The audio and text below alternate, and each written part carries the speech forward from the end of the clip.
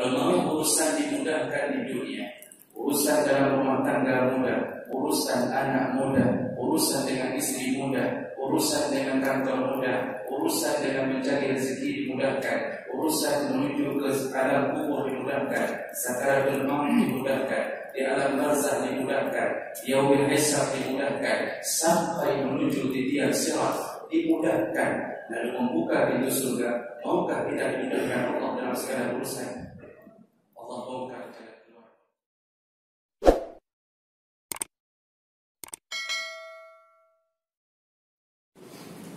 Assalamualaikum warahmatullahi wabarakatuh.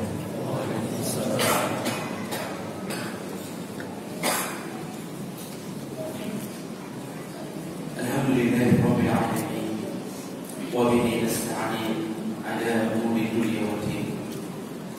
Asyhadu an la ilaha illallah wahdahu la syarika lahu wa asyhadu anna Muhammadan 'abduhu wa rasuluhu al-karim. Allahumma shalli wa sallim ala nabiyyina wa sayyidina Mustafa Muhammadin wa ala alihi wa ashabihi ajma'in. Amma ba'd. Rabbi shrah li sadri wa yassir li amri wahlul 'uqdatam min lisani yafqahu qawli. Segala puji bagi Allah, kemudian salawat dan salam kepada Rasulullah, pada keluarga dan seluruh sahabat-sahabatnya yang Allah muliakan. Bapak-bapak, ibu-ibu, jemaah salat Isya dan tarawih yang telah berhadir di hadapan Allah, mudah-mudahan Allah Subhanahu wa taala mengabulkan semua permintaan kita dan mengumpulkan kita kembali di dalam surga-Nya. Amin ya rabbal alamin. Bapak dan Ibu yang dimuliakan Allah Subhanahu wa taala, alhamdulillah dengan izin Allah kita malam ini telah berada di malam kelima dari Ramadan. Dan insyaallah 25 hari lagi sudah hari raya. Bagi yang mengharapkan hari raya, dan tentunya waktu begitu cepat berlalu. Baru kemarin kita memulai Ramadan, tapi sudah masuk ke hari yang kelima. Memang yang indah-indah selalu cepat berlalu. Kalau kita masuk ke hotel, Bapak dari Pemenang Allah, masuk jam 12, seakan-akan waktu begitu cepatnya menuju ke jam 12 berikutnya. Terbayang 700.000 sekali bayar. Begitu cepatnya waktu berlalu. Dan seakan-akan kita tidak ingin menutupi mata kita di hotel tersebut karena takut rugi 700.000. Tapi kalau masuk ke tempat yang tidak enak, masuk WC 5 menit terasa nikmatnya. Suruh bayar lagi dengan bau yang tidak enak. Maka intinya semua yang enak selalu terasa cepat berlalu. Dapat istri yang baik, menikah dengannya baru 4 tahun, tapi terasa seakan-akan 4 bulan berdekatan dengannya karena dia baik sekali. Tapi mendapatkan istri yang tidak akhlaknya, menikah 4 bulan terasa 4 tahun rasanya. Begitu juga istri dengan suami yang tidak. Maka semua yang tidak indah terasa begitu menyiksa. Kenapa kita begitu cepat merasa Ramadan cepat berlalu? Karena Ramadan itu indah. Maka jemaah dengan Allah manfaatkanlah Ramadan sebaik-baiknya. Ayyaman ma'dudah. Ramadan itu cepat sekali kata Allah. Waktunya terbatas. Hanya 29 dengan 30 hari saja. Setelah itu kita mau masuk ke Ramadan berikutnya tidak akan dapat dimanapun. Kita mau tarawih di masjid manapun tidak akan pernah kita bisa lakukan, kecuali kita akan menunggu setahun yang akan datang. Itu pun kalau Allah mengizinkan. Maka semangatlah dalam Ramadan. Datanglah waktu tarawih dengan senyuman, jangan dengan garu-garu kepala. Jangan mengeluh waktu tarawih. Kalau imamnya panjang sedikit, jangan dicaci, jangan ditandai. Kalau bisa imam itulah yang kita jadikan sebagai imam kita yang terbaik untuk malam berikutnya. Maka jemaah Allah SWT. Kalau Ramadan itu meninggalkan keindahan, Kita semua tentunya berharap dari Ramadan kita dimudahkan di akhirat, dimasukkan ke surganya. Ada satu ayat yang Allah Subhanahu wa Ta'ala membongkar sebuah rahasia. Maukah kita dimudahkan urusan di dunia dan di akhirat? Allah memberi janji. Kalau mau urusan dimudahkan di dunia, urusan dalam rumah tangga mudah, urusan anak muda, urusan dengan istri muda, urusan dengan kantor muda, urusan dengan mencari rezeki dimudahkan, urusan menuju ke alam kubur dimudahkan, sakaratul maut dimudahkan, di alam barzakh dimudahkan, yaumul hisab dimudahkan, sampai menuju di tiang sirat dimudahkan, lalu membuka pintu surga. Maukah kita dimudahkan Allah dalam segala urusan? Allah bongkar jalan keluar. Lihat surat Al-Dain ayat 5 sampai 7. Allah kasih tahu rahasia kalau mau dimudahkan urusan. Allah berkata, "Fa'amma man a'ta wattaqa wa saddaqa bil husna fasanyassiruhu lil yusra." Makanya ada orang baca Quran, kadang-kadang kalau tidak usaha memahami isinya, maka Quran itu hanya berpahala dari hurufnya saja. Tapi kita ketinggalan informasi dari Allah. Padahal Allah sudah kasih informasi. Ini ya, jalan menuju ke sini ini caranya, yang ini ke sini caranya. Apa kata Allah? Fasanyassiruhu lil yusra. Kalau engkau melakukan 3 perkara, berdiri di atas 3 perkara, maka mudahkan semua urusanmu, kata Allah. Apa yang pertama? Fa'amma man a'ta, yaitu apabila orang itu suka memberi. Kekuatan pertama mau dimudahkan urusannya, banyak-banyak yang memberi kepada Allah, banyak-banyak mengeluarkan yang dari kita untuk orang. Bahasa a'ta dalam bahasa Arab itu kalau kita lihat kamus selalu dimaknakan memberi sesuatu yang lebih sedikit daripada yang kita simpan. Itu memberi. Apapun yang kita beri selalu lebih sedikit daripada apa yang kita simpan. Kita punya gaji 3 juta, yang kita kasih orang paling 100.000, yang tinggal 2,9 juta. Itu disebut memberi. Allah tidak minta semua gaji kita. Yang Allah minta, berilah sedikit dari rezeki yang kami berikan kepada. Allah tidak siksa kita dengan mengatakan habiskan hartamu untuk jalan Allah. Tidak. Allah kata Allah, beri saja sedikit. Maka Allah pun memberi kita sedikit. Allah itu memberi kita sedikit. Cuma karena kuasa Allah yang begitu luasnya, pemberian Allah yang sedikit begitu banyaknya kepada kita. Kita menerimanya begitu banyak, di sisi Allah masih sedikit. Karena nanti Allah akan keluarkan 99% pemberiannya, kasih sayangnya, nikmatnya ketika kita sudah berhadapan dengan surga Allah Subhanahu wa Ta'ala. Barulah dikeluarkan semuanya. Jadi yang kita beri, yang Allah beri selama ini kepada kita juga sedikit. Allah beri kecantikan istri kita sedikit. Jadi tidak usah terlalu bangga dengan punya istri cantik. Sedikit. Lihat istri orang ada yang cantik, jadi jangan sering-sering lihat istri orang. Yang Allah beri kekuatan kita kepada kepala anak kita, otak anak kita kebetulan pintar. Sedikit, banyak orang yang lebih pintar. Banyak.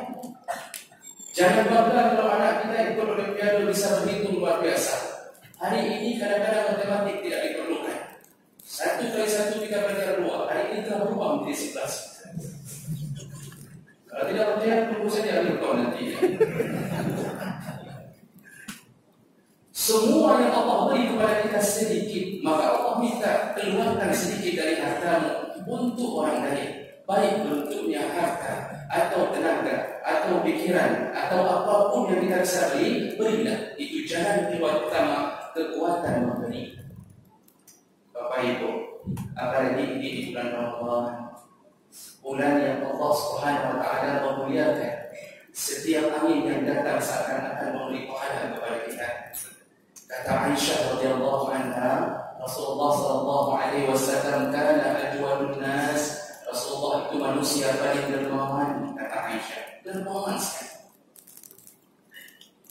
Beliau asal simpan sedikit harta, selalu terfikirkan orang lain. Pernah satu kali Rasulullah SAW, setelah salat, lalu beliau langsung pergi menerobos saf ke belakang, keluar. Dan sahabat heran, kenapa tiba-tiba Rasulullah keluar? Tidak lama beliau kembali lagi. Lalu sahabat bertanya, ya Rasulullah, tidak biasanya engkau melakukan itu. Biasanya Rasulullah akan dulu berzikir sendiri dan segala macam, tapi hari itu dia keluar. Lalu setelah dia kembali ditanya oleh sahabat, apa yang kau lakukan ya Rasulullah? Rasulullah menjawab, setelah aku salat, aku baru teringat ada secuil emas yang tertinggal di rumah salah satu istriku. Maka aku ingin segera menyedekahkannya. Aku tidak ingin luput daripada memberi, dan aku tidak ingin emas itu membuat pikiranku tergolak. Langsung beliau memberi secuil emas. Berada di mana? Di rumah salah satu istri. Bapak, kalau ada emas yang berada di salah satu istri, segera ambil, segera. Begitu dermawannya Rasulullah SAW. Dan jangan tanya dermawannya Rasul di saat dalam Ramadan. Jangan ditanya. Kalau bisa beliau cabut rumah beliau akan cabut rumah beliau akan berikan kepada semua orang yang membutuhkannya. Begitu hebatnya Rasulullah bersedekah.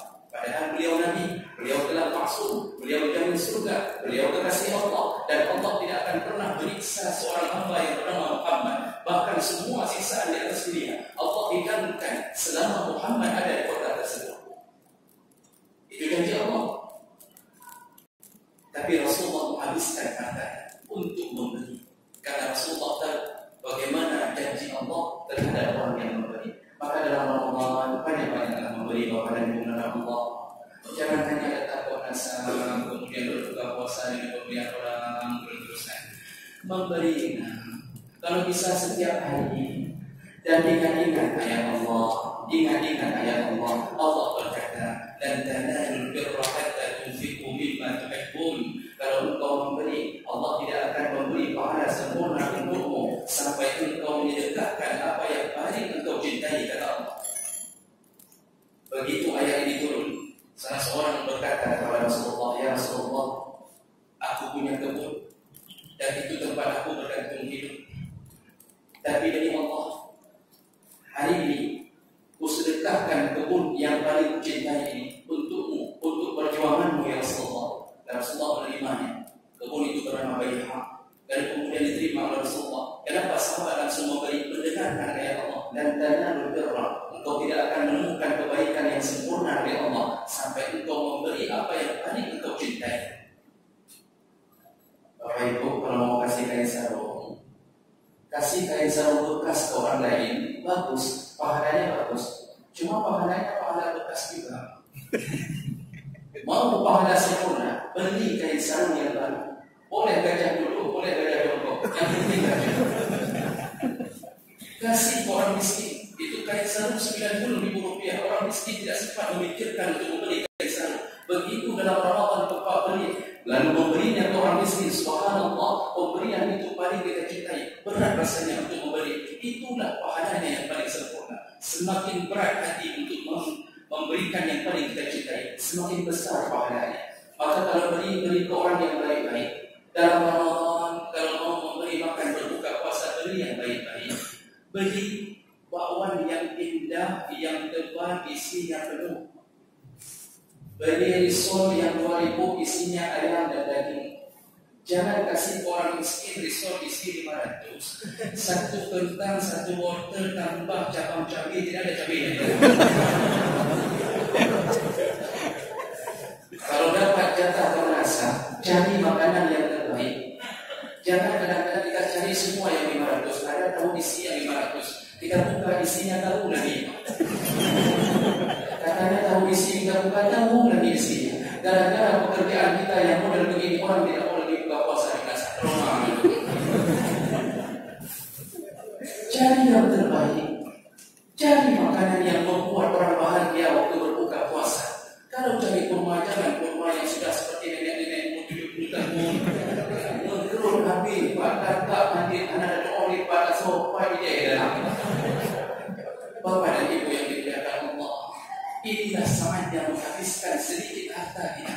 Inilah saatnya cari yang terbaik. Ibu-ibu, beri yang terbaik. Apa yang paling ibu cintai? Suami.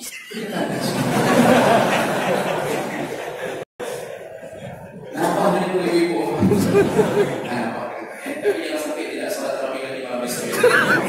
Nah, inilah kekuatan kita. Orang yang memberi selalu lebih dihargai daripada orang yang selalu mengandalkan kebaikan senyumnya. Senyum indah sekali, tapi kalau keringat, masya Allah, tidak akan dihargainya. Ada orang di tangannya ada STR, ada burger, ada macam-macam lewat di depan rumah orang miskin. Lalu dia berhenti sebentar, orang miskin itu satu keluarga sedang duduk bersama. Lalu dia berhenti karena ramah, orang yang ramah. Lalu dia berkata, Assalamualaikum. Disebut Assalamualaikum. Dia bertanya dengan penuh kelembutan, apa kabar hari ini, sehat dan puasa? Ada gimana? Dia ramah sekali. Tapi yang di tangannya dia tidak turunkan orang miskin. Lalu setelah itu dia lewat. Kira-kira orang miskin itu bilang apa? Yang apa?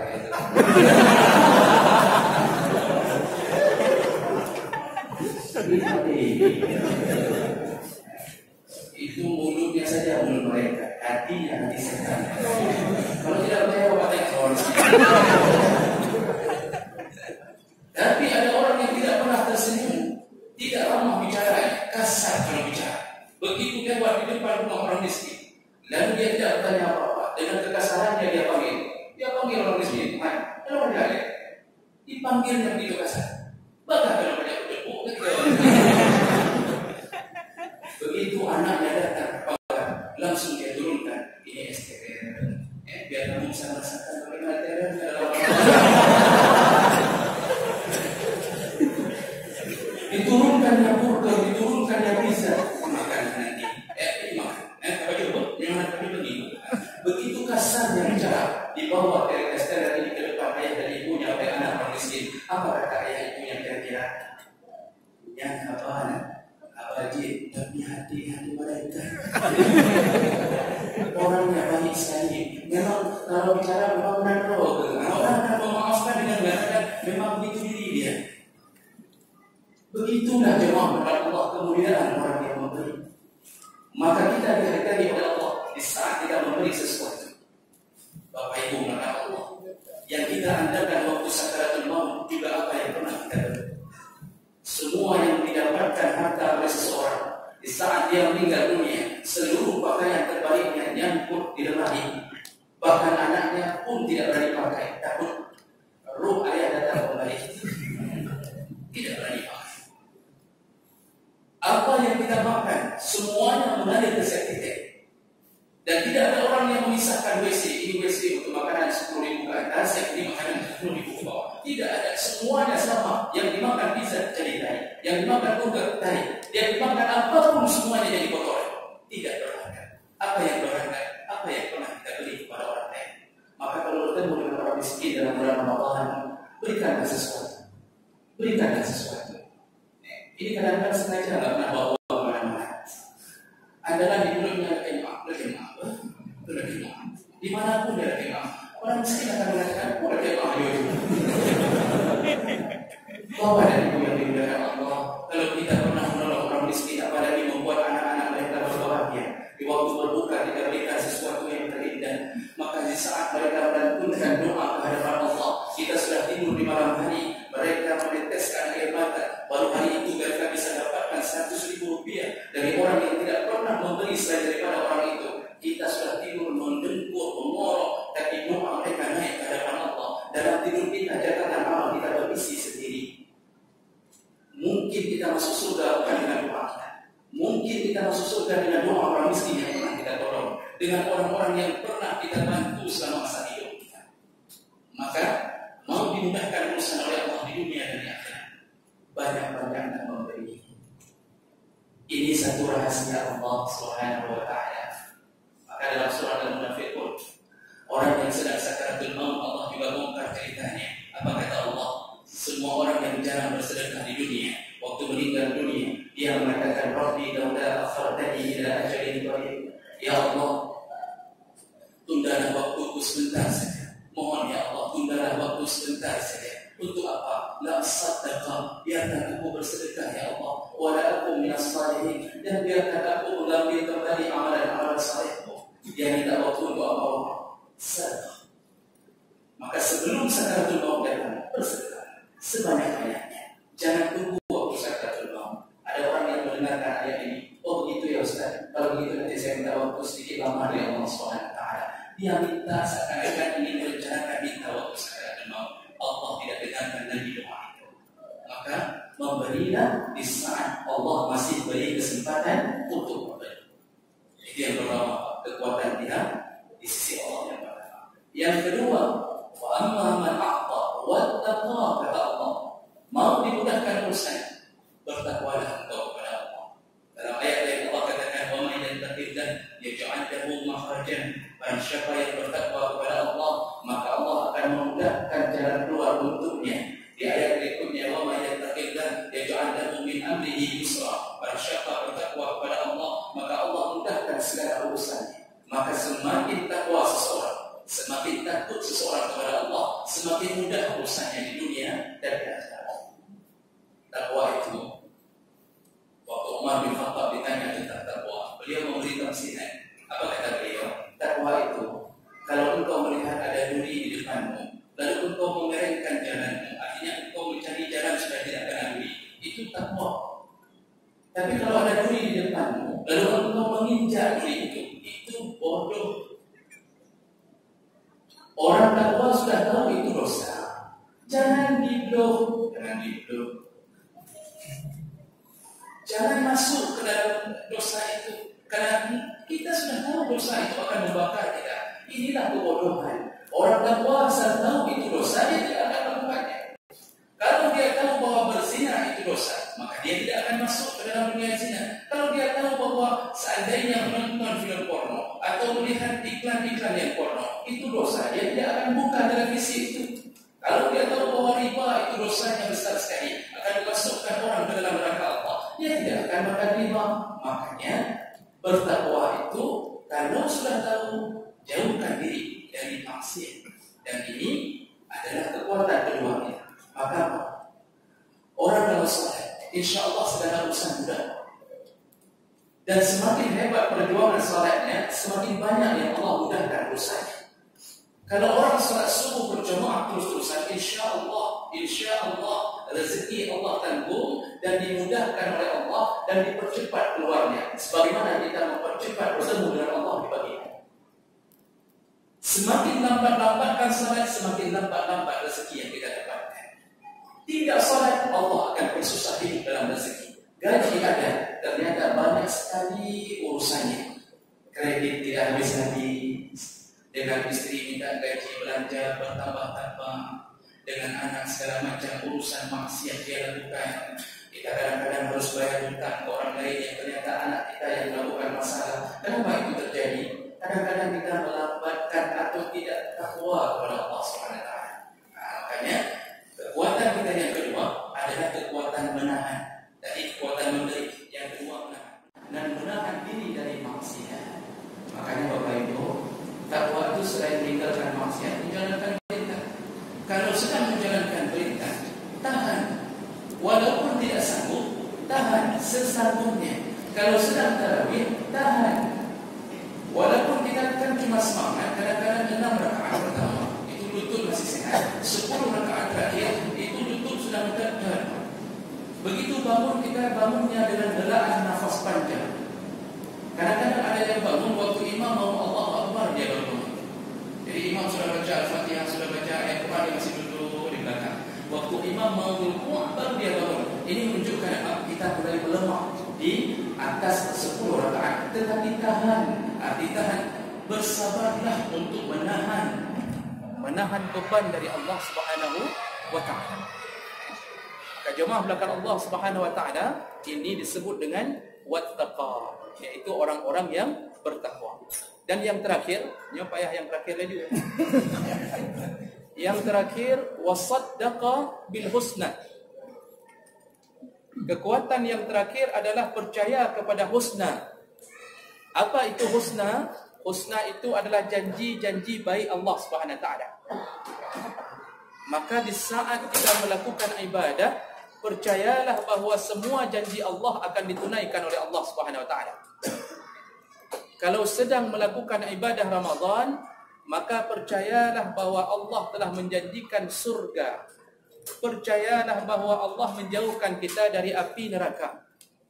Jadi menimbulkan semangat dalam beribadah. Jadi bapa dan ibu yang belakang Allah Subhanahu Wa Taala, orang yang percaya kepada surga, maka dia rindu. Di saat dia rindu, maka dia tidak peduli dengan semua beban.